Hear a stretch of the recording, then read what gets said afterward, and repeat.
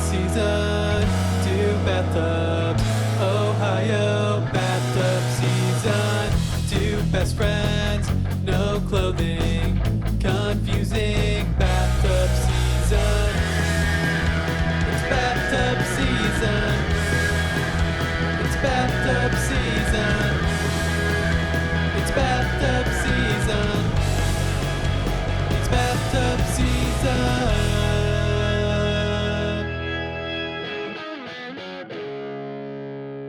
Well, good evening, Austin. Hello, Corey. How are you? I'm doing pretty well. It's been a pretty good day. Good. How are you? Tired. A lot's happened since we've last recorded. It hasn't even been that long this time. I know, it really hasn't, but like 5 days after our last recording, I became another daddy. Way early. like 6 weeks early. An early daddy. An early daddy. Early to dad. What's the phrase? Early to rise. I don't remember the second half because I'm not one to early to rise. Isn't it early to bed, early to rise? Probably. Early to dad leads to no sleep. I mean, you were already dealing with that, right? I was. But now it's even less. So we'll see how tonight goes. I'm very tired. I got maybe 4 hours of sleep last night. Who needs sleep anyway?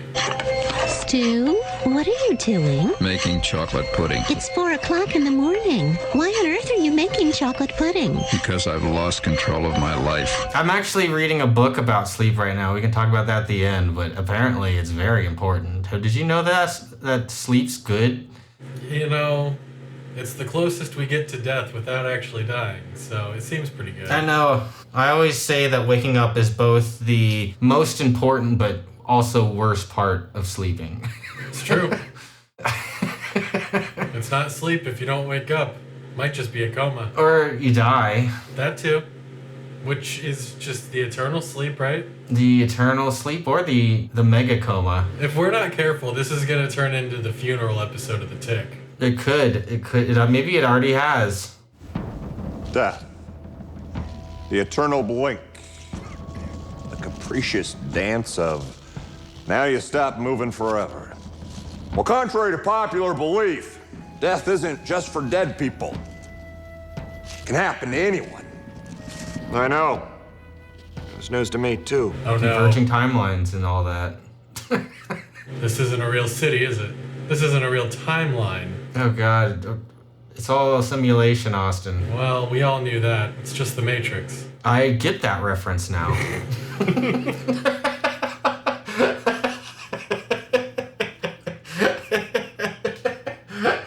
I would have gotten at least that one before. Not that dumb. You're like, I understand the premise of the film. I've just never seen it. I just somehow never watched it. It is a pretty good-looking simulated steak in that one scene. I know this steak doesn't exist. I know that when I put it in my mouth, the Matrix is telling my brain that it is juicy and delicious. After 9 years, you know what I realize? Ignorance is bliss. I don't even remember, because I watched it over like the course of a week in little like 10-minute chunks. Such a strange way to consume movies. Yeah, that's my life with a toddler. It's not like I wanted to, it's just I only had 20 minutes here and there. It's fair. You're doing what you can. Being a good consumer of stuff, falling in line, absorbing as much as I can. Man, my 2 brain cells aren't working. They're just rubbing sticks together, but there's no fire. All fire, no sticks. That's my brain. Well, how's that work? Tell me, please, how does that work? It's just all burning. It's all burning, but there's nothing left. Wouldn't it be smoldering ash at that point? I'm pure entropy, Austin. I'm a sentence of pure entropy. Oh, Jesus. The entropy would drain the energy from my heart. In 4 seconds, I'd be stranded. In 10, I'd be dead. How's this usually go? We talk about what we're drinking. What are you drinking, Austin? Well, actually, before we get into that, I want to talk about last episode a little bit. Oh, did something happen? No, not exactly. There was one thing that we missed last episode that I think is important for our listeners. Friendship? We'll get to that later. Okay. Ben said in the commentary that the tick may be a figment of Arthur's imagination, and that's an interesting concept that we didn't talk about. You really want to make this a two-parter, because I could talk on that for a while. At first I thought, does that mean Captain Liberty and Batman Well might not be Yep. real too? But Right where my mind went. I remembered that they are recognized superheroes in this reality. Batman Well was in the newspaper, and Captain Liberty was like a government project or whatever. Like they are known. I was jumping one step beyond that to like, there are no superheroes, and maybe Arthur really is just lost it. Well, I suppose that's a possibility as well. If they are real, it begs the question why they're hanging out with Arthur if the tick isn't real.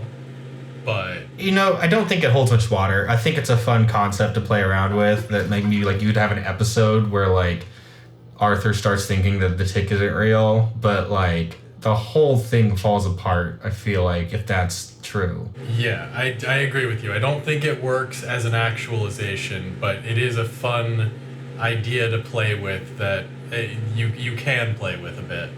Also, just wanted to note that The Tick and Batman 66, I went back and watched some of Batman 66 again. They have a very similar tone. They have a lot in common, actually. Like the old Batman, like the Batman from the 60s? Is that what you're referencing? I mean, I can see that. I watched that a bunch when I was a kid. Yeah, there's some definite similarities between the two, which is fantastic. But, you know, we were talking about how The Tick was or wasn't campy, and we were talking about how Batman was or wasn't a comedy. And it is interesting that, like, I think that they play a little bit differently based on the time period and, like, what you're actually going for, but they do have a lot in common still. Yeah. And I think actually what we're talking about tonight has a lot in common with that vibe. I also agree with you. I definitely agree with you. One last thing, I finally, between episodes, watched the Amazon Prime Tick. Oh. Report back. What do you think? They are similar but very different. What does that tone mean? and the vibe. It's still the Tick.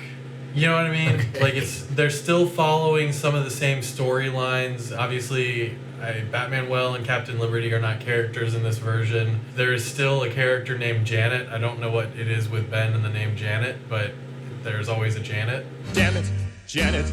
Well, from my understanding, like we talked about, basically everything in the show that we watched except Batman Well and Captain Liberty were canon already. It was Fair just enough. those two characters. They had issues with rights with the ones they wanted to use, so they just made up characters. But everything else should have been canon. Fair enough.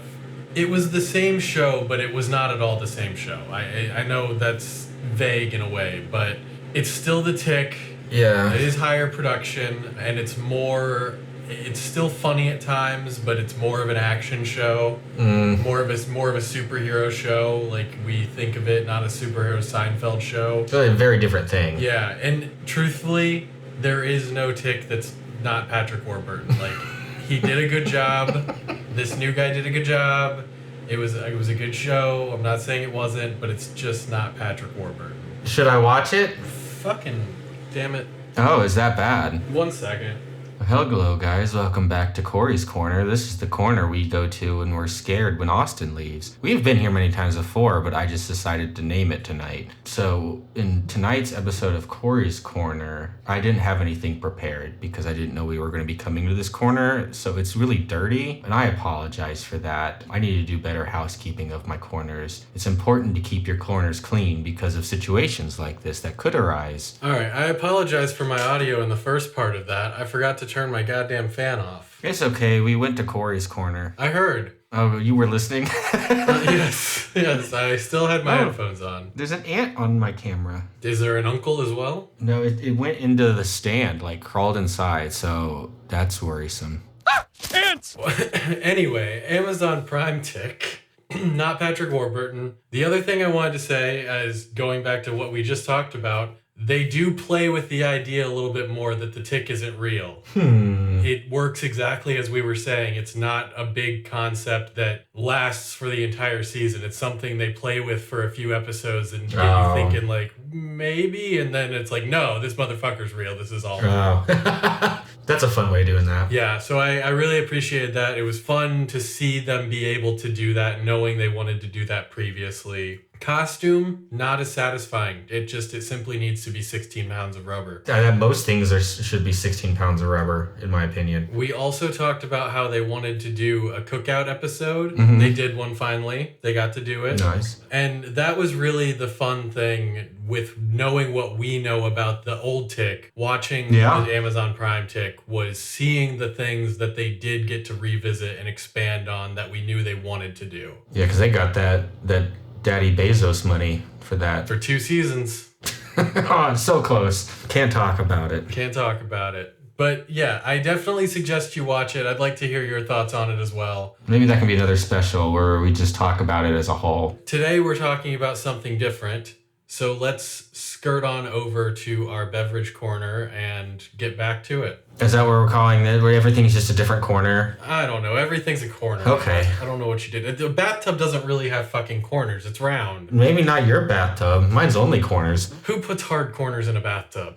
I don't know. Mine's not actually only corners. That's annoying to clean. There's a reason they don't do this. Is that the reason? I thought it was more for comfort. I mean, it wouldn't really matter at certain places. It would to me. You wouldn't want the back to be a hard angle, but it could have hard corners. The front wouldn't matter at all. I think it would. You can't rest your ankles against the end comfortably. Okay, not every corner has to be hard. And not every bath has to be round, Austin. I suppose. Heart-shaped tubs. We should record from one of those one day. Sleazy motel, heart-shaped tub. I don't think I've ever talked about this on the show, or maybe even to you, but the night after me and my wife's wedding, we got the only hotel room in Troy that had a jacuzzi in it. But it was just like a single-person jacuzzi. But it was still cool to have. We had that room for 2 days, and we used it the first night. It was nice. But then the next day, we got a call asking if we'd used it. And apparently our room was right above the manager's office, and a whole bunch of water leaked down from it into the office. And so we got kicked out and moved to another room. Well, that's lovely. Oh, man. So be careful using your jacuzzis in your hotels. Yeah, it could cause water damage to electronics, and you wouldn't want that. You wouldn't want that. So what are you enjoying tonight in the beverage corner? Tonight I have a Drecker Fluff Stuff Orange Mallow Fruited Sour Beer. I could see that being good. It smells lovely. I'm not usually a fan of sours, but I could see that contrasting well with like an orange marshmallow flavor. It's good. It's kind of like a creamsicle orange soda kind of situation. What's the ABV on that bad boy? 6%. Standard fare. And then I also have my bubbler, which is packed with cherry lime sorbet. Oh, you're going all fruity. Got a bit of a theme going. Right you are. Oh, I don't match your theme. I was at our old buddy Meyer's house the other day, and they had some fancy sodas on sale, and so I got a few of them. And tonight, I have a Kansas City authentic sarsaparilla soda. And it says, no matter which end of the horse you're working with, there's nothing like an ice-cold Kansas City sarsaparilla to quench your thirst. Wait for me, it's sarsaparilla time. All right. What a weird thing. And I've had real sarsaparilla before, and when I was like a kid, so it was a long time ago, but I remember not liking it. It was like bad root beer. So just in case I don't like it, I have an Old Milwaukee NA. Okay. He's prepared, people. I am prepared. Ooh, it smells good. Actually, that's really good. Just like a solid root beer, but not with like the heaviness that some fancy root beers can have. So like I could see me drinking the whole bottle and not feeling like shit. So that's really good. I would get this again. Well, good. Glad you found something you like. Are you saying I haven't enjoyed the other things on this show? Because I very much have. No, you did. You have. It's true. I've listened. Yeah, you have. And that's it. That's all I have for drinks. I was enjoying a plain seltzer from Aldi while I was setting up, so some of the video might have shown that. I've gotten even more boring, and now I enjoy just unflavored seltzers, and this is Aldi, so it's the unflavorest of unflavored seltzers. But I finished that while we were in Corey's corner. Nothing else, because I'm gonna have to be up throughout the night helping with the baby, and any kind of mind-altering substances would impede that work and would make me feel like a real dunce. And there you have it. Now, along with your various fruit-flavored accoutrements, do you have any sack soup seasoning? I hate soup. It's the wettest of foods. Oh, soup, right. Yeah, right. No soup for you! Soup! Thrilling 3-day soup spectacular!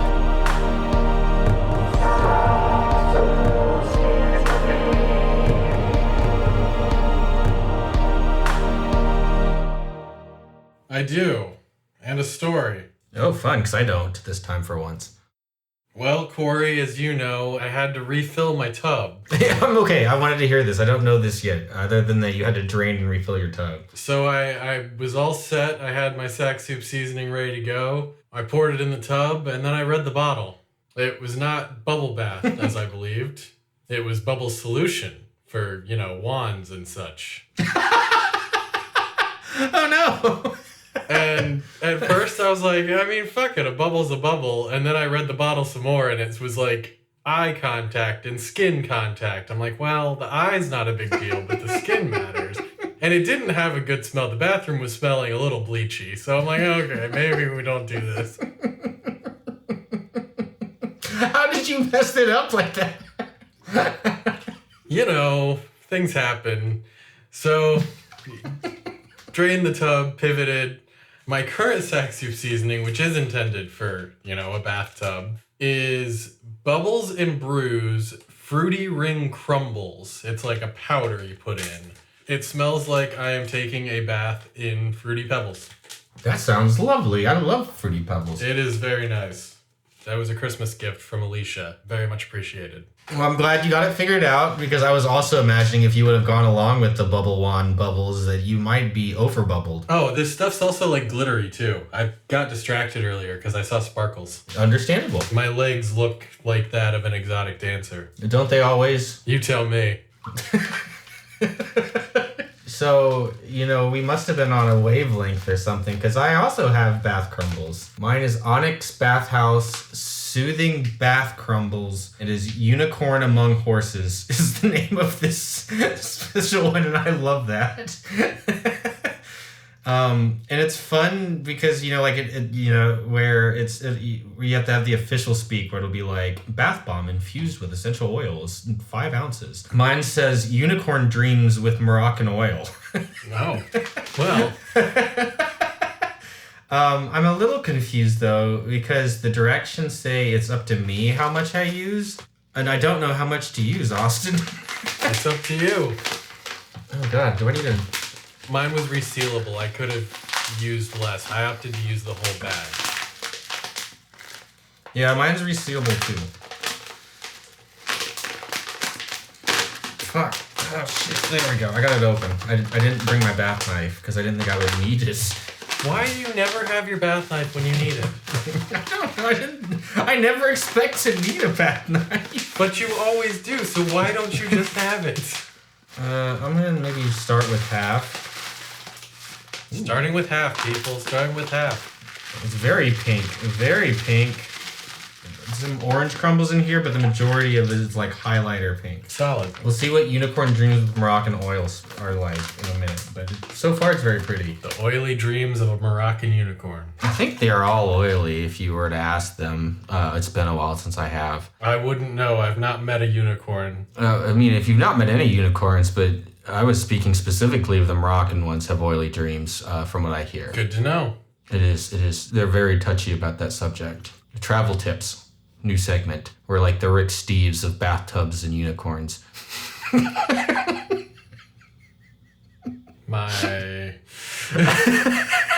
Another sentence that has never been spoken by a human being.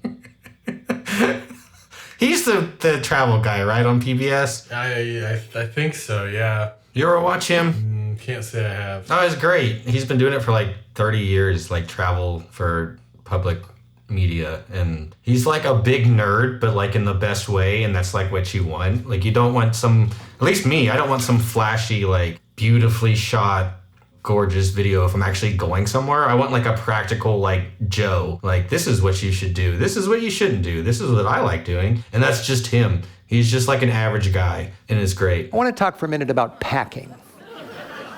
And I'm glad I've got the help of some lessons and so on here so that I can hopefully inspire you to be mobile. It's so fundamental. I mean, you don't have a pack horse, okay? If you do, you're abusing your spouse.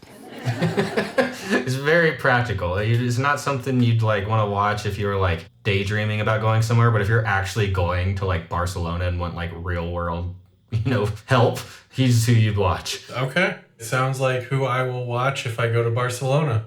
I'd love to go to Barcelona. It would be nice. I imagine it would be very nice.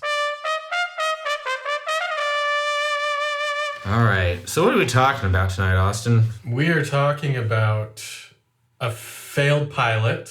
Yes. This was produced to be a pilot for a show that was not picked up.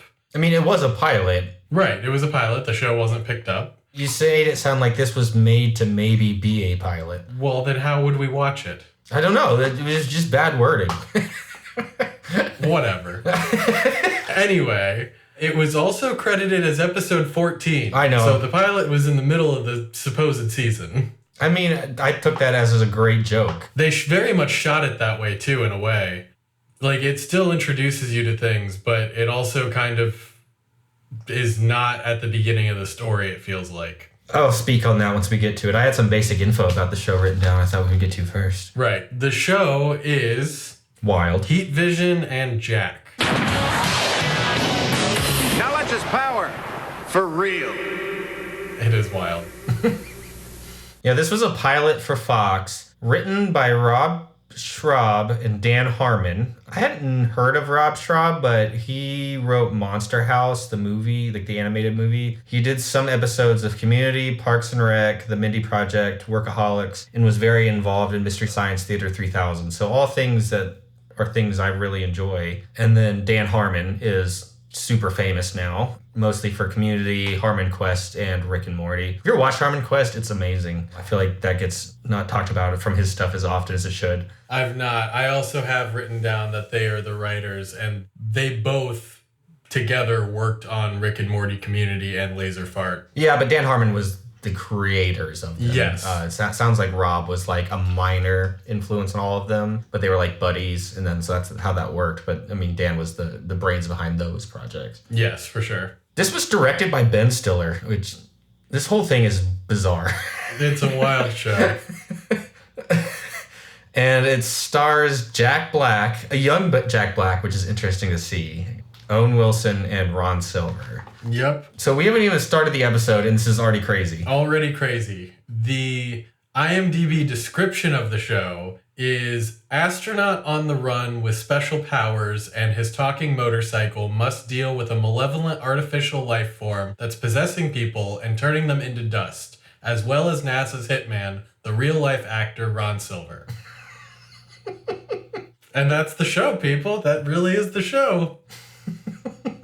So before we even get into the episode while watching it, it opens with an absolutely wild introduction from the man himself, Ben Stiller. Yes, it does. Which is just him basically shitting on Fox about an old show he had that he still won an Emmy for, even though it was canceled. Which, I mean, firstly, like, mad respect, like, for being that ballsy. But two, this is a pilot of a show you're hoping gets picked up. That doesn't seem like the correct thing to do in the pilot. Maybe do that for episode 2. It's great. Hello, America. I'm Ben Stiller. In 1992, I had a show here on Fox. They ridiculed me for my effort. I was canceled. Then, I won this. It's called an Emmy. I also had written down that at some point he says that he hopes that I get aroused by this show. He says that you may, yeah. And then there's like a lot of weird shitting on George Lucas for some reason. Also true. He says that really weird. He says that some will marvel at the special effects, which rival Star Wars. Some will be frightened or aroused. Still others may be entertained. And he says, as a person you admire, I'm giving you permission to appreciate this show. I'm also offering you my personal guarantee that it's going to knock you back onto your coal mining asses. And that's a promise you won't be hearing from Georgie Lucas. And he pulls out a picture of George Lucas, says, hey there, Mr. Beard, how many Emmys do you have? And rips it in half. I don't understand. What did George Lucas do to Ben Stiller? Is this a feud I was unaware of? Maybe it is. It just kind of comes out of nowhere. Maybe Jerry Stiller was supposed to be Han Solo, and he's been holding this grudge. Was he born? Jerry Stiller? Oh, Jerry. I see what you're saying. I thought okay. His father. I spoke correctly, goddammit. You did. I always forget that they're related. How do you forget that? I don't think about it often. You should be thinking about that twice a day. That's reserved for important things like sleep and cheese. Well, you make some Stiller time in there. It's Stiller time, baby. I'm back, baby! This show opens with an inspirational quote about the universe by Owen Wilson. My friend Jack says the universe is infinite. He says you could travel forever and never reach the edge. I say the edge is where you find it. Do you find that inspirational, Austin? It sounds like something Owen Wilson would say. As so happens with so many of our shows, this starts in a small town diner. A line cook is there, seemingly by himself, and he picks up a creepy message on his radio. It sounds like he's intercepting some kind of space message. And then he starts spanking the radio until it electrocutes him. Yep, he's armed with a spatula, and he's hitting the radio until he gets electrocuted, and he's glowing green, as was the radio. The special effects are top notch, honestly. He was right. Oh, yeah. It does rival Star Wars.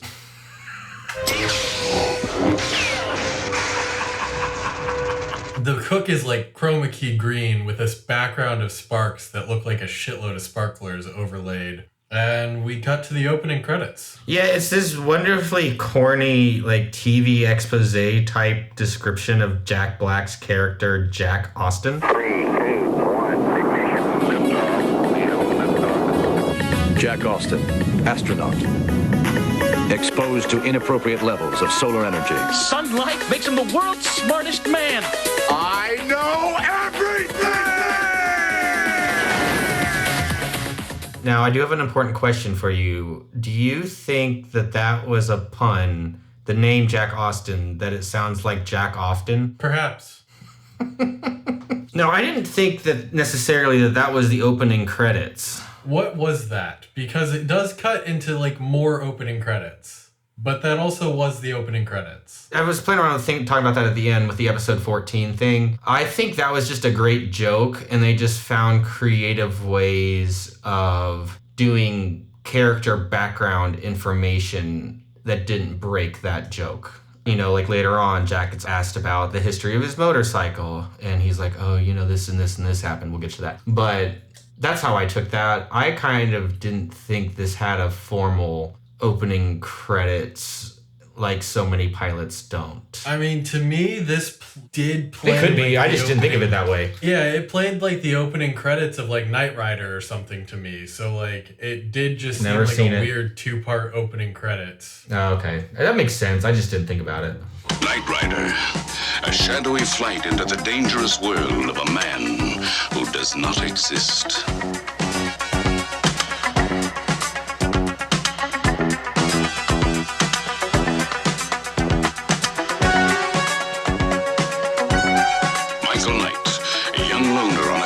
To champion the cause of the innocent, the helpless, the powerless, in a world of criminals who operate above the law. It's a bunch of quick cuts, and they are cuts of things that come up later in the show. with that narration, as you mentioned. And then the narration continues. Heat vision, the motorcycle with the mind of Jack's unemployed roommate. Together they run for their lives, blocked at every turn by adventure.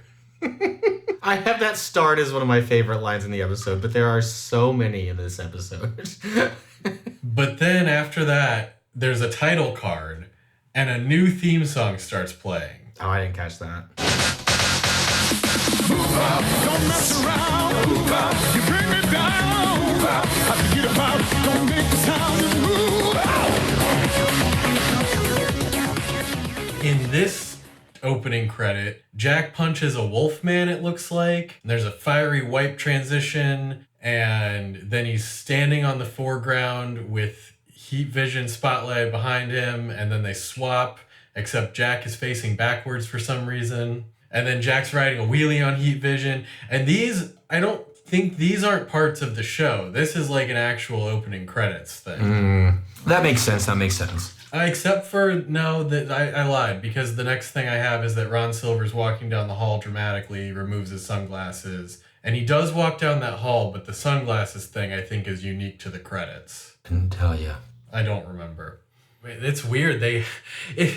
If when I actually read through this and look at it, it's not necessarily in a coherent manner, but the entire episode is condensed down into these two opening credits through like clips. Yeah. So after we watch the entire episode through a series of clips that you can't possibly understand, Jack is riding his motorcycle at night. He's riding his roommate, which is weird. Yes. I didn't have anything from this other than one line, which is when Jack says, "Quiet, I can't see the road when you talk." Yeah, basically they're driving down the road. Jack asks Heat Vision to let him know when his tires are wearing down. And Heat Vision's like, "My wheels are good, but I could use some food." Gage is sitting on E. And Heat Vision starts rambling on about this time when they were in Tijuana and drank cheap tequila and blah, blah, blah. And the story takes a turn. Jack has to kiss a 72-year-old woman that he woke up with so he can get across the border. And he's like, "Quiet, I can't see the road when you talk." But they pull up to this gas station diner, which is the one where the cook was just electrocuted by the radio. And there's a waitress they don't pull up to the diner yet. We cut to the diner. Mm-hmm. There's a waitress inside who calls back to Frank, who is the cook that we saw previously, telling him, it's time to shut down, no more customers, basically. And Frank comes out of the kitchen, and it's all green and smoky in there still. And he says, "Your kind is a disease. You have infected this planet." Not wrong. True. His voice is kind of robotic now. Still sort of sounds like Frank, but there's like a robotic overlaid voice. And the waitress is just like, "Frank, don't say that." And he's like, "I am no longer Frank." Which, I could see someone joking around like that maybe, but how do you not notice the voice? After a long shift, I would just be like, maybe he hit a blinker out back or something. It was just being weird. She asks who he is then. He's menacingly approaching her, and he says, "The ape woman needs a label. Call me Paragon. Call me Master. You worthless monkey whore." This alien's a bit of a womanizer. We'll get to that later. This is true. It's true. He backs the waitress into a jukebox, and it lights up and starts playing Semi-Charmed Life. Yes, very good dichotomy with the music. He then says, "All monkey sluts shall be absorbed," removes his sunglasses, and reveals his glowing green eyes. Yes. The waitress screams, and that's when Jack and Heat Vision pull up outside. Heat Vision stays outside to get a bit of a fill-up as Jack goes inside and sees that all the walls are graffitied by the alien Paragon. And then Heat Vision drives himself inside, which I just thought was really funny. He just pulls up like, "Hey." I agree. He says, Jack, is that bad? This was really great. They were really pushing we talked about it last episode, how they wanted to push the bounds of what they could get away with on TV. Ben Stiller wasn't fucking around. Yeah. Heat Vision comes in and he goes, what the fuck happened here? I didn't even notice. Hey, listen, man, we shouldn't be fighting. Oh! What the happened here? Jack, is that blood? The blood of tomatoes. That's funny. It was a great reaction. It was really good. They look around and they find that the waitress has been turned into dust, and then a woman with a gun appears behind them and then has a weirdly flirtation interaction with Jack. Yeah. Good line here. Jack says, Heat Vision, we've stumbled onto the scene of a very unusual crime. And he's like really intently staring at this waitress's pen. But Heat Vision's just like, we tend to do that, don't we? So many good lines in this episode. But yes, as you say, as soon as he finds the radio, he's in the kitchen investigating that. This policewoman comes in and points a gun at him, tells him to freeze. And Jack says, you shouldn't point those things at people. They're dangerous. To which she says, only if I pull the trigger. Jack says, I wasn't talking about the gun. And then the policewoman says, neither was I. And Jack looks confused here. And I am too. Yeah, it was like, I can tell they're flirting, but I'm very confused. Jack's arrested. Yep. This is apparently a sheriff. I wasn't sure if she was law enforcement in that scene in the diner because you can't really see her very well. At least on my computer I couldn't. But she is. And he's arrested. He's given his alibi, like, hey, like, this is what's going on, like, and everything. And she's not believing a word of it. And, he mentions NASA, and she tries to call NASA. And he says that it would put them in danger if NASA was called. Yeah, she threatens to call NASA. He doesn't bring up NASA until after she threatens to call them. Because she's like, I'll call your employer. And he's like, who's that? Like, you don't know who my employer is, or I don't have one, was more truthful at this point. Mm-hmm. But he's literally wearing a NASA jumpsuit. So she's like, NASA? And he's like, no, please don't fucking call them. So he's explaining how he's super smart. And one of my favorite lines in this is right here. He says, apparently the human mind is not unlike cookie dough. Mine was baked by the sun. What does that mean? Yes, an orbital mix-up brought him too close to the sun, and it caused his brain to expand. What they don't ever really explain, though, is that he only gets his super brain when the sun's out. No, they never say that, and I think the sun has an effect on him. I think he's smarter when the sun is out. I don't think he's not smart when the sun's down, but there is a scene that makes that a little bit questionable. Mm-hmm. But yeah, he says, mine was baked by the sun, causing it to rise, increasing its cognitive capacity. Now I'm up to 3 times smarter than the smartest man in the world. Good for you, Jack. But, she's still like, okay, so like if I call NASA, they'll confirm this? And he's like, would you stop? NASA's evil. Which, to be fair, at this point, he still hadn't really explained that. Just what had happened to him. How he became smart. Yeah, he explains that there is another former astronaut, Ron Silver, the actor, who is now tracking Jack down and hunting him. Yes, he says he's a former astronaut, but also a gifted actor and a cold-blooded killer. I had not ever heard of Ron Silver before this. No? But I was looking him up, and apparently he's big into, like, sharing stories and, like, pushing for human rights for Middle Eastern peoples in like really cool ways now is what he's putting all of his time behind, which I thought was very, very cool. That is cool. He's made like a documentary. Maybe it's a cover. For NASA. Right. She gets pulled away because the police get called about another attack by Paragon at a nearby motel. Yes. And Jack tells her to be careful because Paragon is not of this world. And the sheriff's like, you know him? He says, no, but I saw what you saw at the diner. If you find another pile of ash at the motel, you'll know you're in over your head. I wouldn't believe him at all if I was in her shoes. Well, she's like, I'll come back for you, right? He's like, oh, I won't be here. Come sunrise, I'll be so intelligent, no cell will be able to hold me. Which doesn't make any sense, but it's not like he has super strength. No, he'll just be too smart to be contained. I don't think that's an assumption you can make about any cell. There's always a way out. Not in the cells I make. Okay, Corey. You haven't faced Jack Austin with a cell. He's never been in my basement. Do we need to have a discussion? Nope. It rubs the lotion on its skin. It does this whenever it's told. But there's a German Shepherd. She responds to him saying that he'll have escaped by saying, careful on your way out, because there's a German Shepherd that she rarely feeds. His name is Gary. A bit hardcore to threaten him with that dog, but it is what it is. And Gary does seem mean. He growls and snarls at Jack. But that's when Heat Vision calls to Jack from outside. Psst, Jack, out here. It's Heat Vision. And Jack says, Heat Vision, you gotta help me. And this is a great line here. Heat Vision's like, okay, I can't get in there, man. Doorknobs, remember?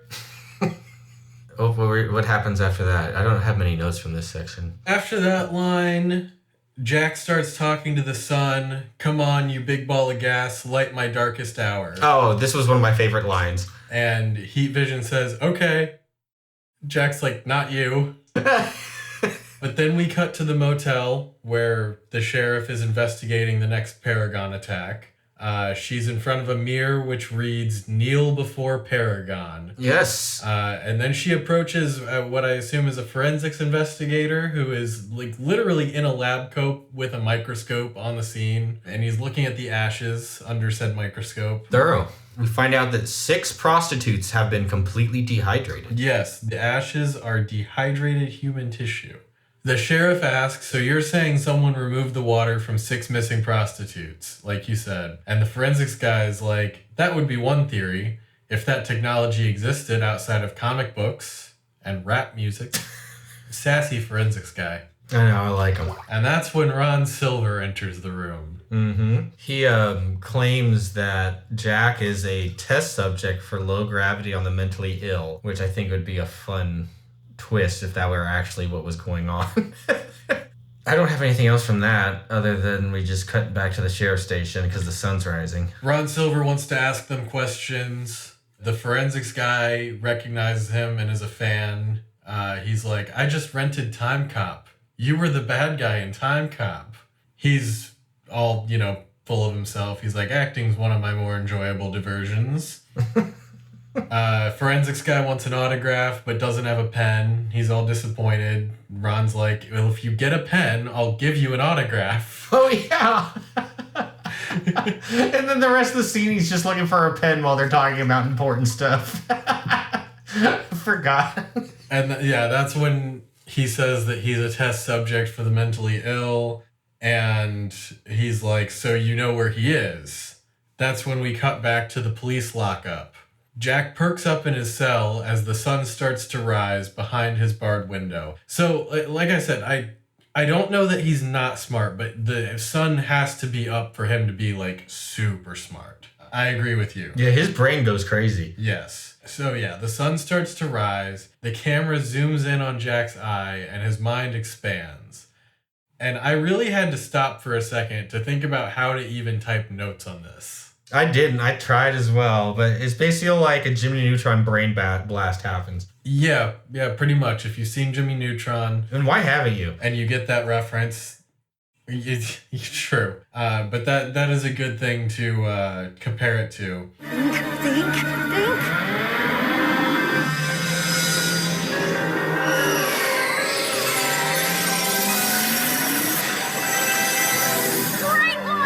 There's an explosion, and we see the accident happen. Essentially, Jack is screaming in his spaceship and flies too close to the sun as a flashback. And then he's just floating around inside his own brain while the Thinker and E = MC² and Albert Einstein and Stephen Hawking and other fucking philosophers and smart people go floating by. There's a lot of E = MC². You could have found some other equations other than Albert Einstein's theory of relativity.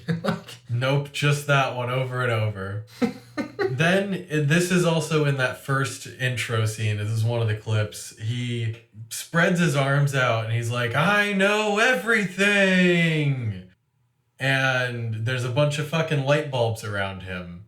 And then there's another explosion and we zoom out at Jack's eye. And at this point, he's got a plan. He knows what he's going to do. If you could know everything, would you want to? Probably not. I think I would. Get boring after a while, but that's what time's for. There's always more than everything. Probably being more depressing than it already is. I feel like I already know too much. This is the exact amount of time to have the perfect popcorn in the microwave would be good knowledge. How to actually fall asleep like a normal person would be good knowledge. Just because you know how to do it doesn't mean you can do it. Okay, Mr. Therapist. Ron and the sheriff... No, wait. Jack escapes first. Yes, Jack escapes by tricking the German Shepherd. Not tricking. He talks with him. He communicates with the dog using a dog whistle he happens to have and tells the dog to get him the keys so he can let himself out. Yep, pretty much. And the dog does try to growl at him again when he actually opens the cell door. But he whistles again and makes the dog chase its own tail. And it's not like a simple one whistle for each thing. He's doing this intricate pattern of whistles and hand motions. Yes. Being very Jack Black. This is when it cuts to Ron and the sheriff showing up. They're being weirdly flirty as well. A lot of weird flirting in this episode. They find that Jack has escaped and Ron has a total freak out and flips a large metal desk over completely with one hand. Heavy desk thrown into the wall, full of shit. He's an asshole, we find out. Yeah, the sheriff tells him to chill out. He's getting in her face. He tells the sheriff that she's endangered the world, and he goes to leave. The sheriff's like, I have questions. And then Ron picks up the sheriff by... God damn it. The Ron. Oh, fuck. Then Ron picks up the sheriff by her throat and tells her to stick her questions where the sun don't shine and throws her across the room, much like the desk. Not great. Not great. The sheriff points her gun at Ron and cocks it, and he says, if I feel so much as one bullet hit me, I'll come over there and pull your lungs through your nostrils. And he walks out. I almost wrote that down as a good line, but it's a bit too violent, I think. It kind of ruins it. It would have been a good joke with the if I feel just one bullet hit me. Yeah, it's got a good setup. Not a good finish. That's the basis of our podcast. Then we get a setup for a commercial break. Oh, yeah, I guess we do. We'll be back with more Heat Vision and Jack right after this. We're back at the diner, though, and Heat Vision's having a bit of a sexual moment with the gas pump as he's being filled up. It feels quite good, it seems. Yeah. Oh, yeah. Oh, yeah. Yeah, that's it. You know, if I were a car or a motorcycle, I bet that would feel pretty good. It's like eating, right? Eating feels good. Yeah. What fluid or mechanical work do you think feels best to a car? Nice oil change. I mean, the easy answer is something with lube. I bet it feels really good when you bleed the lines for brakes, getting those bubbles out. I bet that feels great. True. If you were a car, Austin, what would you find sexually satisfying, is what I'm trying to ask. I mean, I like having my tires rotated. A classic. The one I never do. Just, it feels good. You gotta get those shoes on different feet. Feet on different legs. Does that feel good? Yep. Is this a thing we should be doing as people? Yep. It's not just a kink, it's for your health. As all good kinks are. Now you know. The more you know. So yeah, they're there at the diner. Heat Vision's getting his rocks off with some gas. Paragon appears. He uses his green eyes. First he tries on Heat Vision, but it doesn't work. So then he directs them on Jack. And then Heat Vision does a sweet wheelie and runs into Paragon. Yeah, he rides up to Paragon and hits him in the arm with his front wheel. But then Paragon does the perfect move and defeats Heat Vision by pushing him over. Which I thought was very funny. It's a big weakness. Wait, hold on.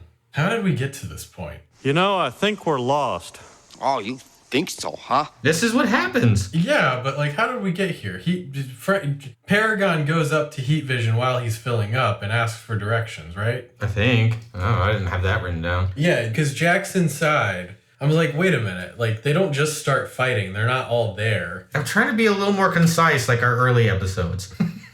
They have to be there first. That's what you think. Jack's inside. Heat Vision's filling up. Paragon approaches Heat Vision and asks for directions to the Sunken Pleasure. Heat Vision's like, I'm from out of town. Can't help you, guy. And then looks at his uniform and realizes, like, that's a work uniform for a diner. And he's like, wait, do you work here? Were you here last night? And Paragon's like, no, and tries to come up with an alibi and, like, just can't at all. He takes off his glasses to try to turn Heat Vision to ash, but they don't work on Heat Vision. And he's like, Jack, crazy eyes. So that's when Jack comes running out, starts fighting with Paragon. Well, he uses his eyes on him, which doesn't turn Jack to ash, but it does make him glow green and incapacitate. It seems to take some time. It's not immediate to turn someone into ash. Right. Well, it seemed pretty immediate with the other people, but Jack... I don't think we don't actually ever see the full process, so I made the assumption with this scene that it takes some time. See, I made the assumption with the next scene that it doesn't, because that all happens pretty quickly, I feel like. I don't know. This is all made up, and everything's imaginary if you think about it. Nothing here is real. The whole world, everything, none of it's real. True. So, Jack being incapacitated, that's when Heat Vision jumps to action. We see his license plate, which says Doug 1, and he rides that wheelie, tells Paragon to eat wheel, and knocks him over. So Heat Vision is taunting Paragon. He's like, come on, get up, Cookie. You want some more of this? Come on, punk! You want some of this? Please don't hurt me! No! Oh my god, ow! Paragon very easily rolls over and gets back up. Heat Vision drives up to Paragon, and as he's taunting him, Paragon like approaches him and pushes him over. Yes. Paragon starts to do the green stare at Jack again, but he's run off by approaching police sirens. Yeah, they're saved by the sheriff. One thing, do we ever learn the sheriff's name? Nope. Okay. I tried looking on the credits. She is still just called Sheriff at the end. Okay, but the version I watched was like super low quality and I couldn't quite make out what the credits said. Where did you watch this, by the way? YouTube, I think. Okay, that's where I watched it too. The sheriff appears, they talk a little bit, and she mentions that Ron is around and Jack has a total freak out. And then we get an unexpectedly beautiful cut to the next scene using a bed sheet, which felt very out of place because it was done so well. Yeah, it's funny that you mentioned that transition because it's a good looking transition, but I thought it was a weird transition because the way it happened, for me, I got the feeling that it was a flashback and it's not. It's like one of their editors just decided to go above and beyond for this one transition. What, you don't like all the fire transitions everywhere else? It just didn't fit the vibe at all. Yeah, I totally thought it was going to be a flashback because Jack gets this really intense look on his face and like starts breathing heavily, and then it's this weird, beautiful transition, and it's just the future. It's just later on. I'm pretty sure this whole thing is just one day, by the way. I was thinking about that. Kind of seems like it. Yeah, so they're at a house, and it's the sheriff's grandma's house, we find out. There are kids that are playing on heat vision out in the yard as Jack talks with the sheriff inside. He explains heat vision's history because the sheriff's like, oh, he's so lifelike. And Jack explains that after returning to Earth, NASA was going to remove Jack's brain because of what happened to him. He escaped and called his roommate. His roommate arrived on a motorcycle. As Jack was running out of the building, he's chased by Ron, and Ron fires this weird laser. Jack jumps out of the way, and the weird laser hits his roommate, and it combines them into one being. That's correct. And his roommate's name was Doug, which is why the license plate on Heat Vision is Doug 1. Great name for a roommate. It's a very roommate name. There's a wonderful line here. This was one of the few that got 3 stars. You can learn to accept things when you're on the run. If fate makes you a motorcycle, you become a motorcycle. I had to stop. I was laughing so hard. Yeah. What a dumb nonsense line. And they're having this very serious conversation talking about how Doug became Heat Vision. Like, Jack literally says Doug died that day and Heat Vision was born.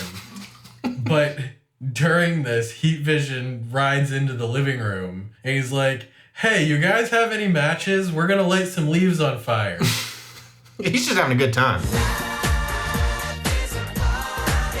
And then Jack and the sheriff have this weird sexual conversation about gasoline, and then they start making out in front of Heat Vision. Yeah, Heat Vision seems completely unaware that any of this is going on the whole time. But after the line about accepting things, when if fate makes you a motorcycle, you become a motorcycle, the sheriff's like, does the same go for you? And Jack's like, well, I'm not a motorcycle. So she asks, do you ever get tired of running? You never have to stop for gas? Sometimes I do. This is a great place. Your grandmother must be really rich. But the thing is that neither of them breaks the other's concentration. Like, they don't acknowledge Heat Vision. Heat Vision doesn't acknowledge them. Yeah. Jack's like, the gas always lives to regret it. As a spark, an explosion, I move forward, and the gas is consumed. Exhausted. Yeah, totally different worlds happening. And yeah, they start making out. We cut to the next morning. Is it the next morning or is it later that day? I think it's the next morning. The sheriff's waking up in bed alone. Jack has gone to figure out how to stop Paragon. Yeah, she's naked. They just had sex in her grandma's bed. Under a cross stitch that says world's greatest grandma. You hear some weird voices, and as a giant nerd, I knew exactly what was happening, but I think it's played to make it seem like Paragon has arrived. You hear these like aliens speaking and everything, but the sheriff gets out of bed, wraps herself up in a blanket, and it's Heat Vision in the living room watching an old school Doctor Who episode, and it's one of the scenes with the Daleks talking. Exterminate! Exterminate! That's when Jack comes in from the living room. Jack comes in from, I think, the kitchen. Yeah. He's got this modified boombox, and he calls it their silver bullet. He explains that Paragon is an alien signal being broadcast to their planet and occupying Frank. He says, it kills by setting off a visual feedback that vibrates the energy from its victim's body. It uses the optic nerve as a main channel. That's why it couldn't turn Heat Vision into ashes. Heat got no eyes. It's true. I don't have any eyes. They're talking about, their plan, like how they're going to use this, but they don't know where Paragon's going to be. And that's when Heat remembers that Paragon wanted to find a sunken treasure. And Jack has this weird reaction of like, shut up, like this isn't useful information, like, which came out of left field. But the sheriff is like, wait, no, what was it? And then they're like, oh, it was the sunken pleasure. It was a gentleman's lounge. Yes. Heat Vision also makes a joke about Paragon being Paragon. Good joke. Yeah, he wants to make sure that Jack heard that because he thought it was such a good joke. It's true. I would too. Jack laughs. He's like, I get it. We cut then to the sunken pleasure. And I love the idea that an alien arrives on Earth and just wants to visit some prostitutes and go to the strip club. Yeah, Earth girls are easy.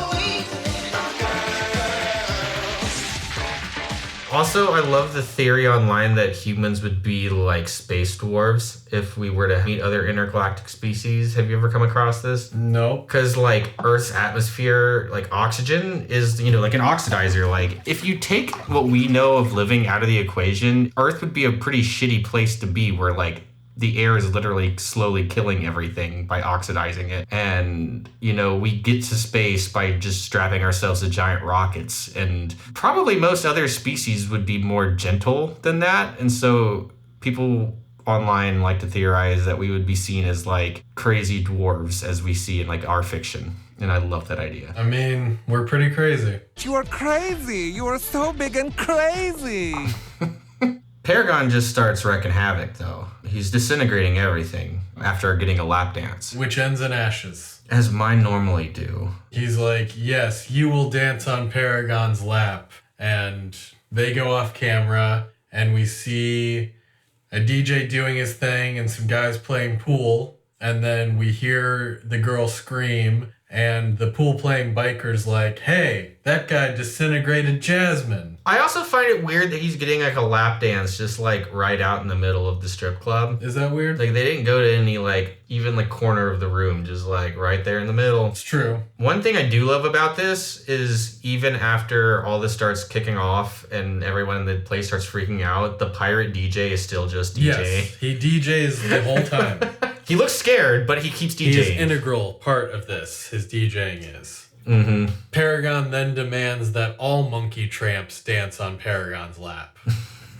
What a strange alien. He proceeds to disintegrate the two men who were playing pool. He goes after the woman who was on stage dancing, and when she screams, says, I'll teach you inferior females to reject Paragon. This is when Jack and Heat drive through a wall Kool-Aid Man style. Yep. With the sheriff as well. Yes. There's a door, like... Nope, they're going through the wall. And then Jack has an amazing line delivery here. He says, word up, no one look at this man.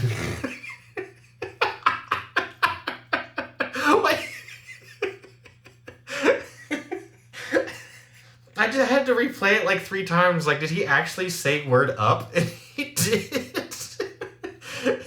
Word up, nobody look at this man. Great directing, Mr. Stiller. Yeah, Jack has some sweet homemade protective glasses on. He does. But very quickly, Paragon just rips them off. He does. Tries to green eyes him. But after Paragon takes Jack's glasses, Jack grabs the dancer's bra and blindfolds himself with it. The pirate DJ is loving this. He's changing the music to make it better. DJ is actively DJing this fight. He brings us this transition. Love it. I love this man. Heat Vision directs the blindfolded Jack on what moves to do while fighting Paragon, until Jack swings around the stripper pole and kicks Paragon, knocking off his glasses finally. Yes. And as he explained earlier, this is when Paragon's going to be vulnerable, when he's using his green eyes, during the feedback.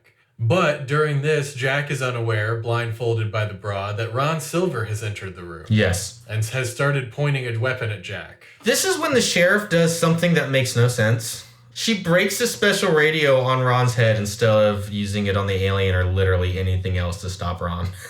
Yeah, Jack has Paragon contained. He's behind him, he's holding him. And he calls to the sheriff, and he's like, now's the time to do it. And he had instructed the sheriff to use the spatula to hit Paragon back into this modified radio. And she hears him, she picks up the radio, and turns around. And when she turns around, Ron Silver's standing there trying to get a shot at Jack. And yeah, just breaks the boombox over his head instead of doing something else.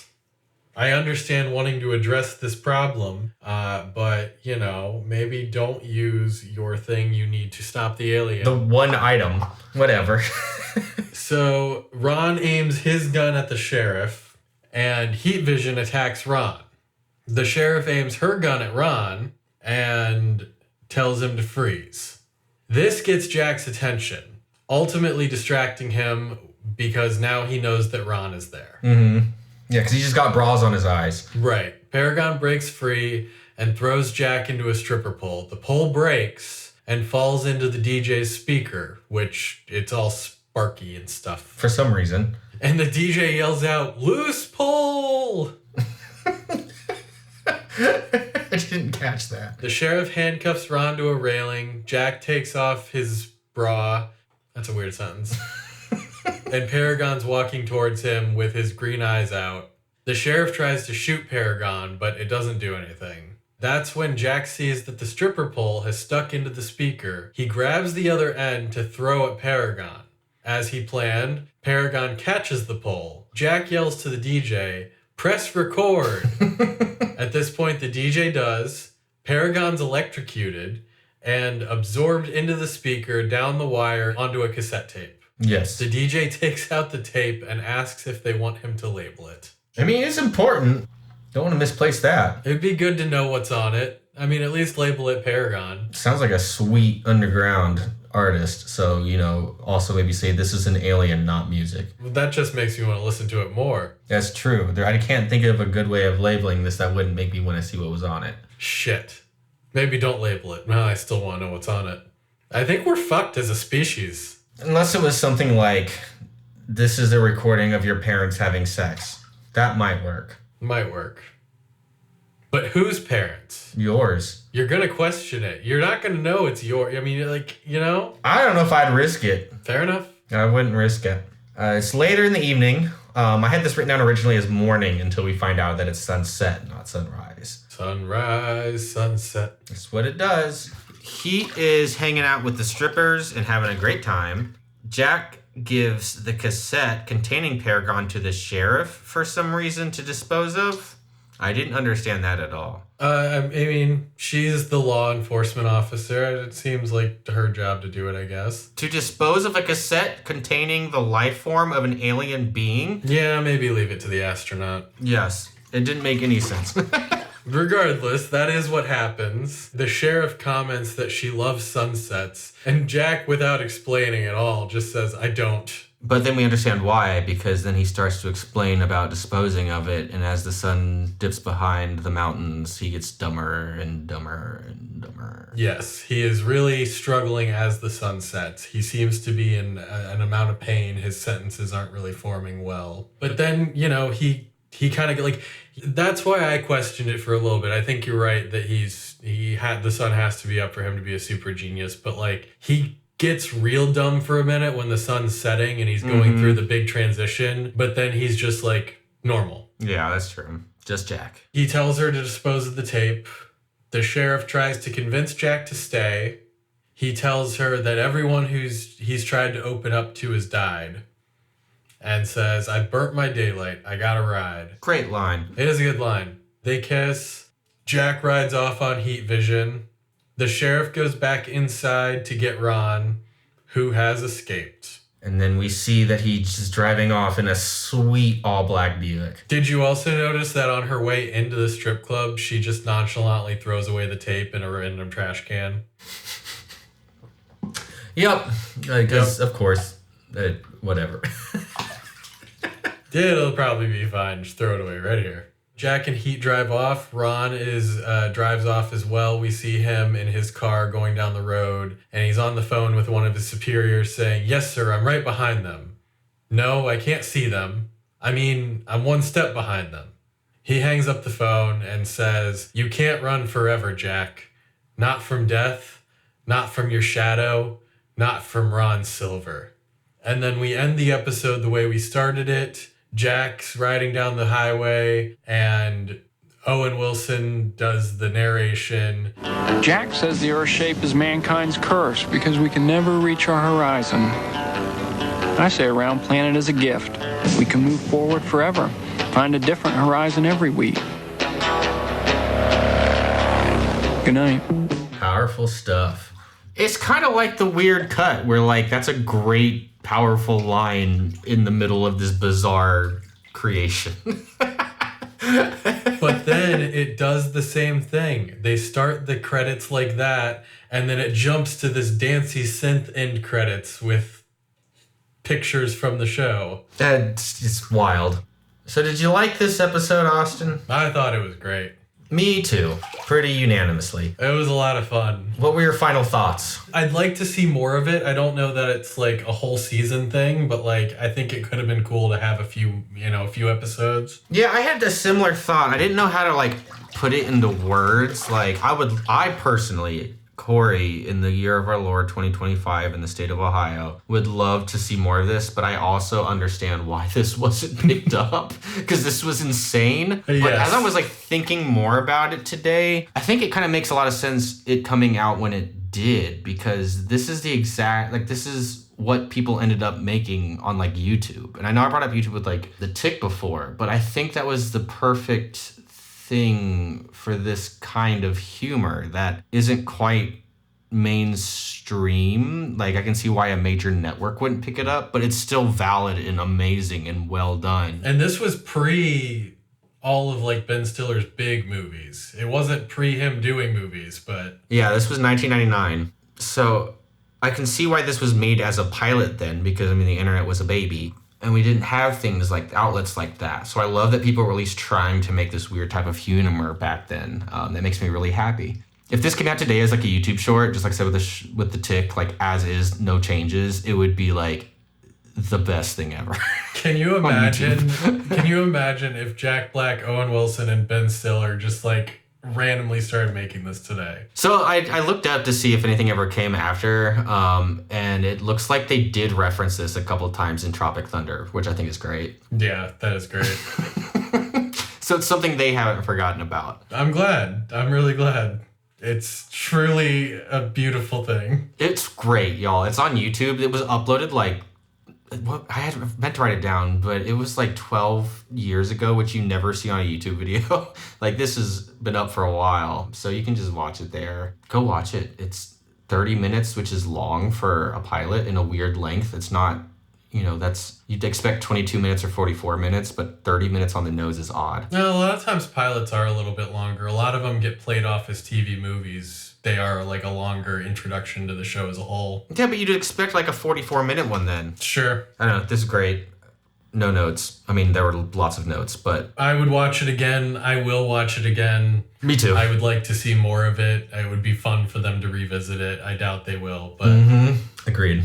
So, what was your favorite line? My favorite line is actually one that we didn't read, but it was adjacent to one of yours.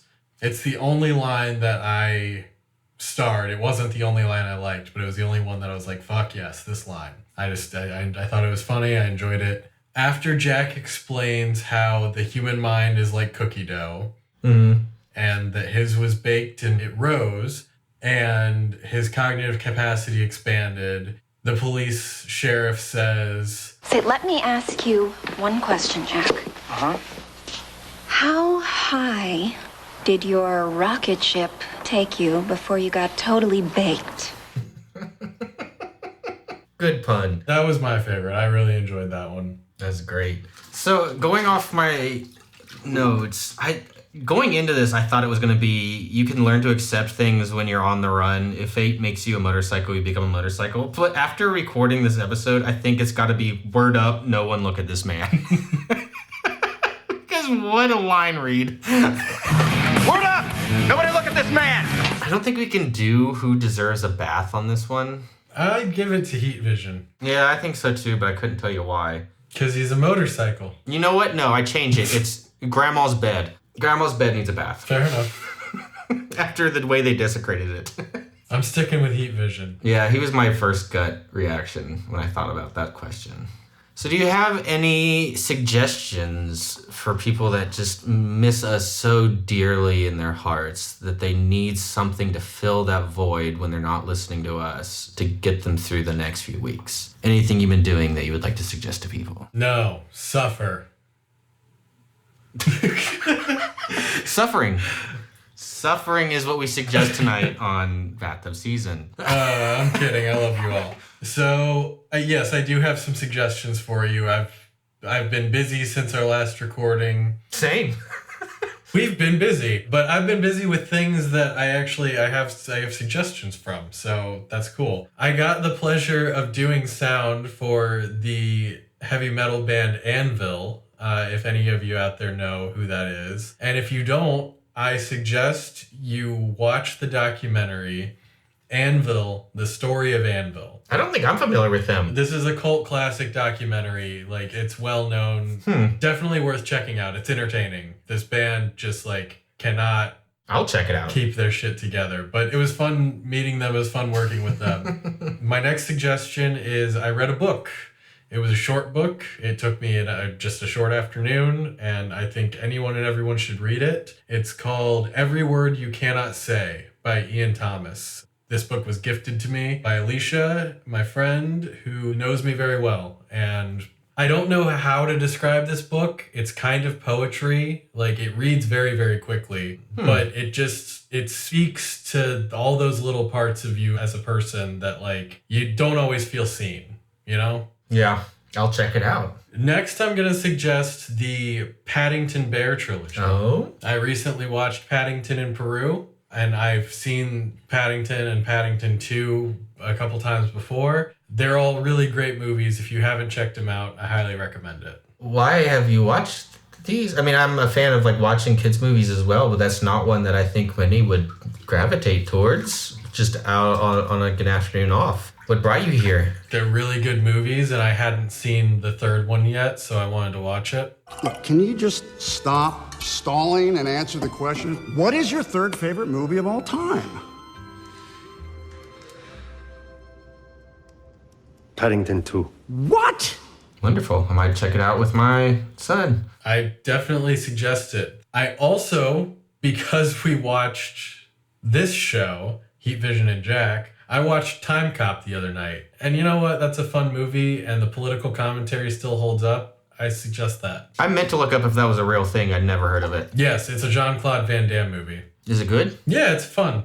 I mean, it's not gonna, like, change the world or anything, but it's a fun movie. Do you remember where you watched it at? Tubi, I think. So free even. Wonderful. If they don't take it off, like they did Napoleon. Yeah, right. One more movie suggestion. I went to see Friendship, and if you're a fan of Tim Robinson, definitely see it. It's a good movie. I heard good things about that one. Yeah, it was funny. It was a good time. My final suggestion, I know I've got a lot of them this time. It's weird. Go for it. Final suggestion is go to concerts. Like, I know that I work a lot of concerts, but I've gone to a couple for me recently. I saw the band Nerf Herder a few weeks ago. Nice. And I saw Halsey last night. Nice. I love getting out and going to shows, even though sometimes it is just work for me. I love doing it, and I love seeing artists that I really care about, and some of those performances you really just like, it's worth being there and experiencing. So yeah, if that's your thing, go check out a show. Always a good time. I love doing that. It's been forever though. What about you? Well, I've been busy with the newborn, but I do have some, because having a newborn's weird because you kind of have a lot of free time, but at the same time you don't. And I've been doing a lot of reading. This time I've already finished like 6 or 7 books. I've been doing a lot of reading. But one is one I mentioned before, which is My Big Toe, which is from a former rocket engineer who worked for NASA, and like some of the like parapsychological theories he has about existence in reality. And man, that book is mind-blowing.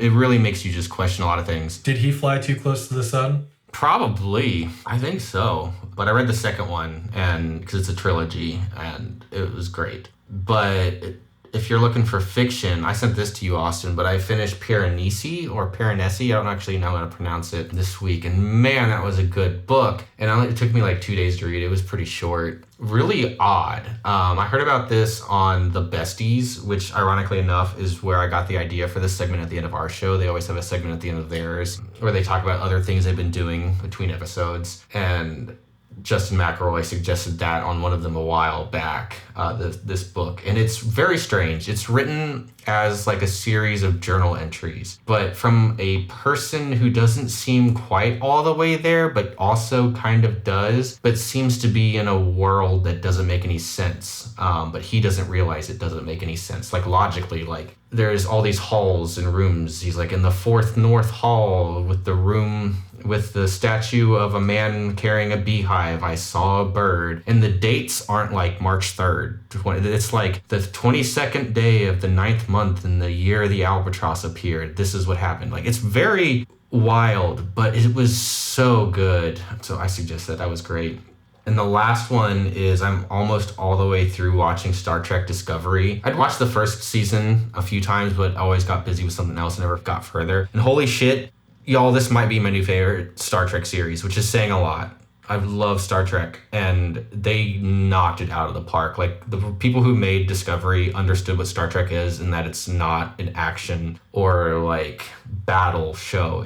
Star Trek is a show about politics and, caring for people and emotions and personal connections, and they got it. It's so good. It's also like super diverse and great in that way. It won a bunch of awards for that, actually, in the fact that it has been so diverse, not just in like racial makeup, but like gender and sexuality and things like that. Very open about it too. It's not like it's the classic Star Trek thing of like, oh, the two men kissed, but one was an alien. Like, they're just, two of the main characters are a gay couple, and they kind of adopt a non-binary person to be theirs and watch after. And it's great. It's so good. And the stories are wonderful, really well written. I can't speak highly enough. Like, I want to just make a Star Trek Discovery podcast now, but like no one would listen. Amazing. If you like Star Trek and you haven't watched that one and you get what Star Trek is, like from that aspect, like it's just space communists, go watch it. Communists.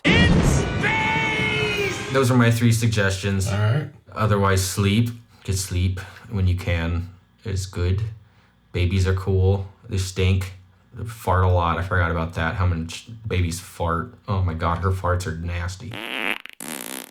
That's where I'm at. We're still part of the Unfiltered Network. It's been cool to slowly meet everybody. It seems like a lot of people are busy or on hiatus at the moment on the network. Just because it's the time of year, with summer and things, people being off with family and whatnot. But it's been cool meeting everybody, and I'm looking forward to where this goes. Yep, they haven't kicked us off yet. Which is surprising. We are weird. I'd kick us off. No, I wouldn't. I might. I'd hold us closer. Our wet, naked, white bodies. You got nothing to say to that? That's it! You're right ahead! All right, with that, it's almost midnight. We've recorded for so long tonight, but... I'm pruny. I'm pruny, too. I didn't end up using the second half of my bath crumbles, so I'll save those for another night. Crumbles for later. With that, thank you for listening, and we'll be back to a regular season hopefully soon. I hope you enjoyed this special, and please go take a bath. You deserve it. Bye. Bye.